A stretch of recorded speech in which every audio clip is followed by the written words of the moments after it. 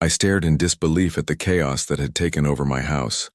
The bridal arch on my porch was draped in tulle and roses.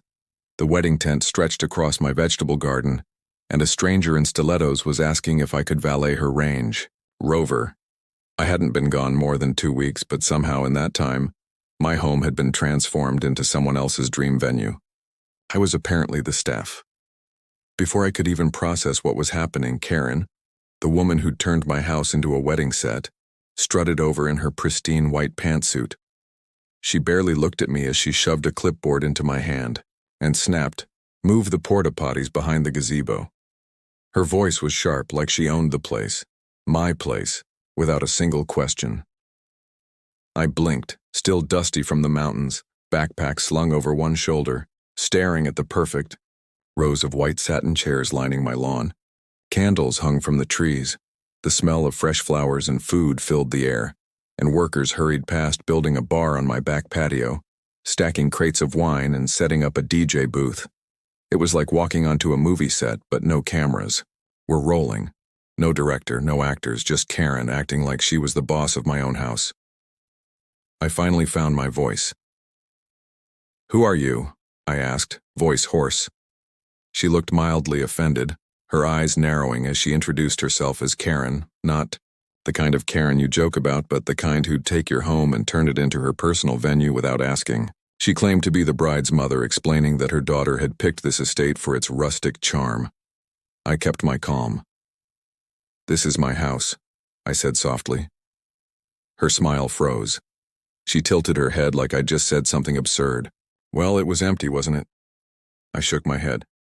"I've been hiking, left it locked up. Someone either picked the lock or hired a locksmith." She waved dismissively. "Details. I secured permission from the neighborhood association." I blinked. "Which one?" "I'm not part of any HOA." Her smile flickered. "Oh, just some little neighborhood group. No big deal." I stepped inside and my stomach sank. The furniture was rearranged. My rugs rolled up in a corner. The flower arrangements shifted, my coffee table replaced by a giant floral centerpiece. My cat hissed behind a baby gate in the garage. The counters were covered with catering equipment, and a stranger in an apron was chopping cucumbers like he owned the kitchen. I stepped back outside, eyes burning, and saw Karen giving a tour to what looked like the groom's family. They were snapping photos of my oak tree, acting like I'd handed over the entire estate for their wedding photos. Karen caught sight of me again and marched over, this time with a serious look. She pulled me aside and whispered, "Look, I don't want trouble. The wedding's in 3 days. Guests are flying in. Vendors paid. Could I just stay somewhere else for a bit?" I stared at her, stunned. "You lost your mind," I said quietly. She pleaded, "It's just 1 day. After the honeymoon, I promise you can come back." That's when I saw the printed invitations, swirling gold lettering, announcing Karen and Brett's fairy tale wedding at the lakeside estate. Right, here in my home, turned into her personal rental. I asked how she got inside. She said her real estate agent had a key, claiming the house looked abandoned. I remembered the agent from last year's showing, and I knew she'd kept a copy of the key. I reached for the police. Surely this was trespassing, theft, and fraud. But when the officers arrived, Karen's act changed. She burst into tears, claiming I was a squatter, that she had verbal permission, that everything was legally settled. She brandished the fake invitation, insisting I was causing chaos. The officer looked baffled. I showed him my ID, property deed, and mail, proof I was the owner. Karen waved her hand dismissively. "We had a handshake deal," she said, voice trembling. He hesitated, then said it was a civil matter, leaving me standing there helpless as she continued setting up, unchallenged.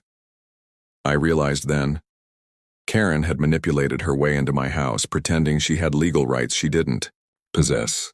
Her charm, her fake documents, her social influence, all flimsy illusions. I took a breath and decided to play her game differently. I stepped back, smiled politely, and told her I'd consider her request to leave for a few days. She looked triumphant, thinking she had won. But what she didn't know was that I'd already been planning the next move while she was busy organizing her wedding fantasy.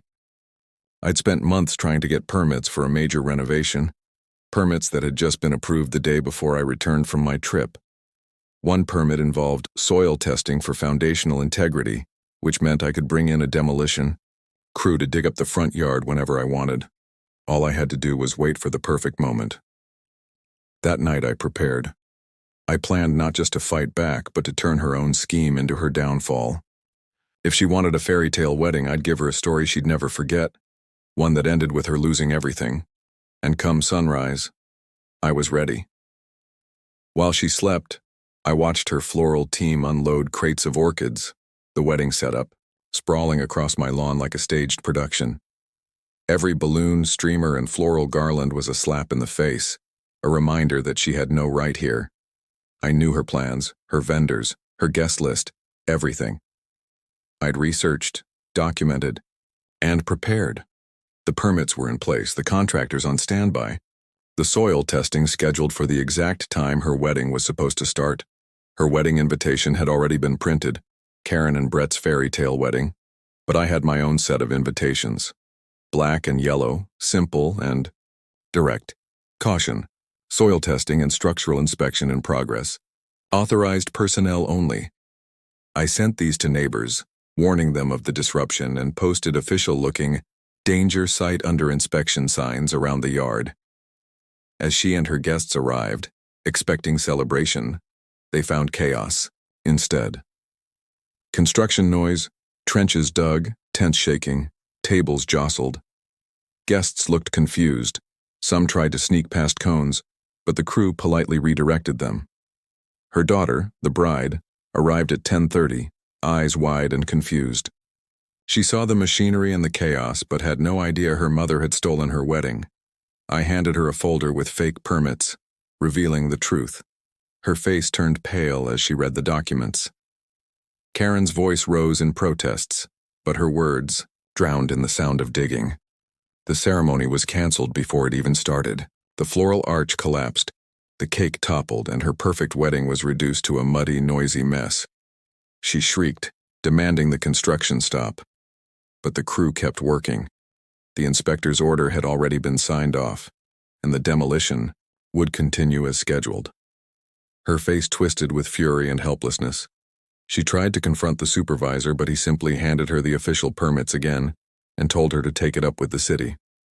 Her voice cracked, desperate, trying to salvage what was left of her fantasy. But I stayed silent, watching her unravel, knowing this was her own doing. Her dreams, her illusion, shattered like the arch she'd so carefully built. In that moment, I realized she'd played her hand too recklessly. Her entitlement had handed her this defeat, and I was the one who had finally called her bluff. The demolition started just as she was begging for a delay, and the entire scene became a viral spectacle.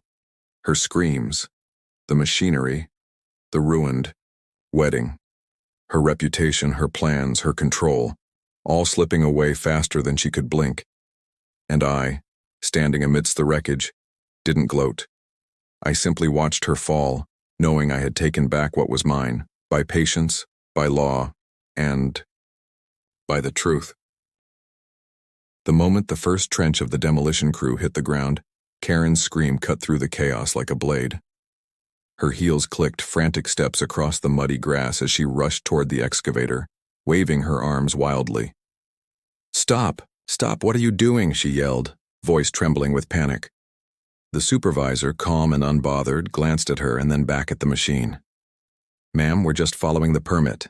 Soil testing and structural assessment. You knew this was scheduled, right?" His tone was steady, but his eyes held a quiet finality. Karen's face twisted in disbelief. She tried to argue, but the words caught in her throat. All her plans, her perfect wedding, her staged fairy tale, crumbling before her eyes. She looked around desperately, eyes darting from the trenches to the confused guests still gathering under the ruined tent. Suddenly, her phone buzzed loudly in her hand. She looked down and saw the screen flashing with notifications, live videos streaming, shares skyrocketing, comments pouring in. Her carefully curated image was collapsing online faster than her wedding could be rebuilt. Behind her, The crowd's murmurs turned into whispers of shock and curiosity. Some recognized the chaos as the ongoing land dispute. Others realized the truth in the viral footage. Her perfect day was turning into a nightmare and she was helpless to stop it.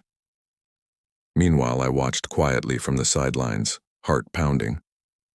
I had prepared everything, permits, the demolition schedule, the witnesses, and now all I had to do was wait.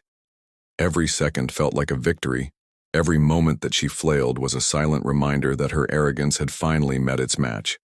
As the dirt and dust rose around her, Karen's eyes flicked to me, her face a mask of fury and fear. She opened her mouth to shout, but no sound came out. Her illusion shattered. Her carefully crafted fantasy was dead in the mud, and I knew this was only the beginning. Because when someone tries to steal what's mine, I don't just fight back. I make sure they remember the cost. The dust settled, slowly, the chaos fading into a deafening silence. Karen stood frozen amidst the wreckage of her dreams, her face streaked with dirt and tears. Her mouth opened and closed, but no words came out. The crowd had dispersed, some guests hurriedly, leaving, others staring in stunned silence. Her perfect wedding was gone, reduced to mud and broken promises. I watched her, cold and calm, knowing I had finally turned her own game against her. All her lies, manipulations, and entitlement had crumbled beneath the weight of truth and law. The permits, the fake documents, the staged grandeur, all exposed. The viral videos, the online outraged comments, the media attention, they had sealed her fate. She looked at me, eyes pleading, trembling hands clutching her ruined dress. You can't do this," she whispered, voice cracking. But I had already done it. I took a step forward, voice steady and firm. "You never asked for permission. You never cared to. You thought you could steal my home, use it, manipulate everyone. You thought you were untouchable." I paused, letting the weight of my words sink in.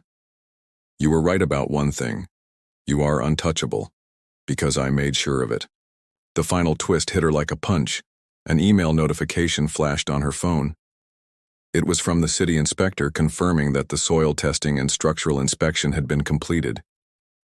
The reports were clear. My house was sound, the land was mine, and the permits were fully approved. And the demolition wasn't just an act of revenge, it was the law in motion. I stepped closer, voice dropping to a whisper. "While you played your fairy tale, I built my real one rooted in truth, legality, and respect. And now I'm reclaiming what's mine." Her eyes widened as she realized the final blow. The legal papers, the permits, the videos, they all pointed to one truth.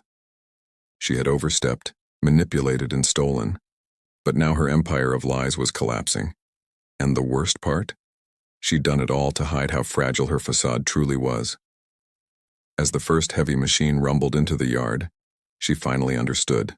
This wasn't just a demolition, it was her downfall. Her reputation, her plans, her illusion, all shattered forever in the muddy earth.